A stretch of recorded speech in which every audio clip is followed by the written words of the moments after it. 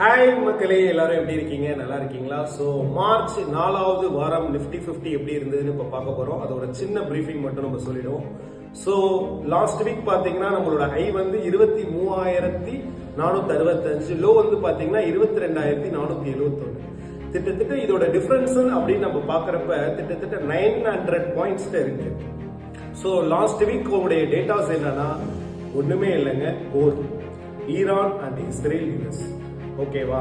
So இவங்க வந்து என்ன சொல்றாங்க, பேச்சுவார்த்தைன்னு சொல்லி ஒரு நாள் வந்து ஒரு ஹியூஜா ஒரு 800 பாயிண்ட்ஸ் இருந்துச்சு. அதுக்கப்புறம் வந்து என்ன சொன்னாங்க, இல்ல நாங்க பேச்சுவார்த்தையே பண்ணல அப்படின்னு சொல்லிட்டு உடனே ஈரான் வந்து பதிலடி கொடுக்க நம்மளுடைய ஸ்டாக் மார்க்கெட் வந்து ரொம்ப கொலாப்ஸ்ட் ஆயிருக்கு.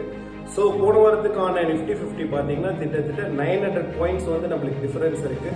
ஸோ அடுத்த வாரத்துக்கான இது எப்படி இருக்குன்னா, இன்னமும் போரோட பேனிக் இருக்கு. ஸோ ரொம்ப கேர்ஃபுல்லா இருங்க. இது வந்து போன வாரத்திற்கான நிஃப்டி 50 பிரீஃபிங். தேங்க்யூ மக்களே. நம்மளுடைய சேனலை லைக் பண்ணுங்க, ஷேர் பண்ணுங்க, சப்ஸ்கிரைப் பண்ணுங்க.